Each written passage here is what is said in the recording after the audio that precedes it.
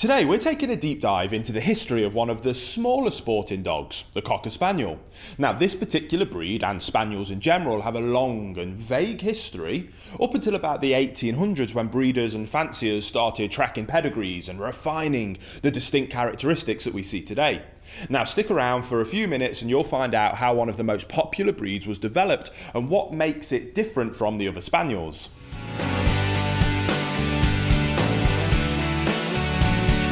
Welcome back to the Femra Spaniel Show. If this is your first time here, my name's Will, I'm a canine behaviourist and I'm the founder here at FemraCanineLeaders.com. This channel is dedicated to helping you learn everything you could ever want to know about the incredible spaniels, then how you can become a high-level canine leader that raises perfect spaniel companions. So if you love the spaniel as much as we do, start your journey by hitting that subscribe button, turn on that notification bell, and you'll never miss a future spaniel video. So then, let's dive into today's video and we'll take a closer look at this versatile and loving little canine. Now the Cocker Spaniel has been a beloved hunting companion in Europe for centuries, and there are mentions of spaniels as far back as the 14th century. The general theory is that they were developed in Spain, and the many spaniel breeds we know today are the result of breeding in different regions for different types of birds. The Cocker Spaniel is no exception. Their smaller size was quickly recognised as an advantage when hunting English woodcock and is partially responsible for the breed's name. Until the 19th century, the Cocker classification of spaniel could refer to what we now consider to be several separate breeds. Before that, the one litter could have both Cocker and Springer spaniels, since the only qualification to be a Cocker was to be under 25 pounds. Now it may seem like a broad generalisation, but before those weight classifications, most spaniels were only separated by if they were a land or water canine. Then came the distinction of being a Cocker or Springer based on size.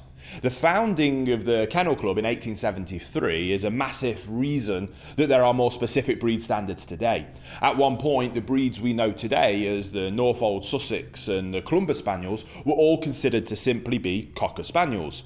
Other breeds like the Welsh and the Devonshire Spaniels were considered Cockers until 1903, and we consider them Springers today.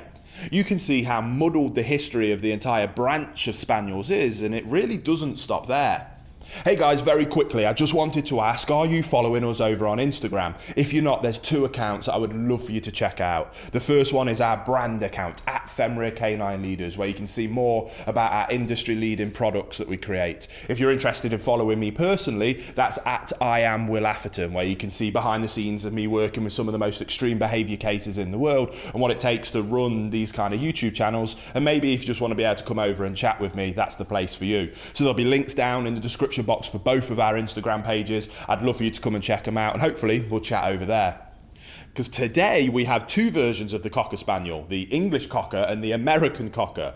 Both are adept at hunting birds in their respective countries and adored by their families for their sweet natures.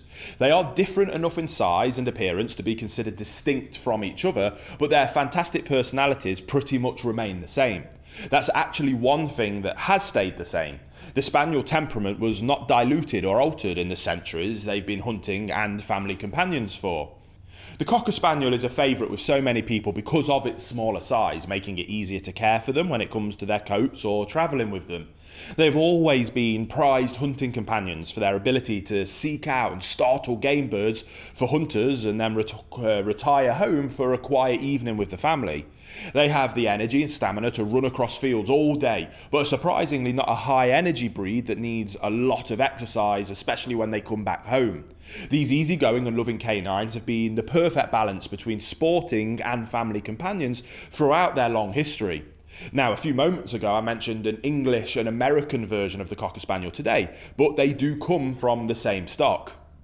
It is widely accepted that a Cocker Spaniel named Obo was the founding sire for the English version, which has changed little throughout the years.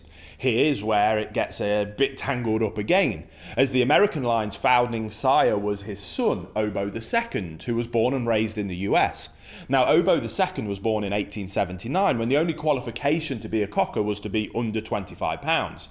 Because of this, the American Cocker Spaniel we have today is a bit smaller and has a shorter back and muzzle than its English counterpart. The English Cocker Spaniel is longer and more narrow in pretty much every direction, while also being slightly larger. It wasn't until 1946 that the Kennel Club recognised the American version and the English version as being distinct from one another. So the Cocker Spaniel in both its American and English versions have been near the top of most popular breeds list in both countries for years and years. Exact numbers are hard to come by in the US, since for the first 10 years of its incredible popularity there wasn't a distinction between the two. The English Cocker has a much larger fan base thanks to its many centuries as a preferred sporting dog in the UK long before the breed was exported to the US. Now, I know it's a little bit confusing, but I do hope that this video has helped to clarify the tangled thread of the Cocker Spaniel within the Spaniel category for you, so you can really see where they come from. I'll be diving into the history of several other Spaniels soon to give you a more complete picture of how the once all-encompassing category was broken down into all of these separate Spaniel breeds that we know and love still today.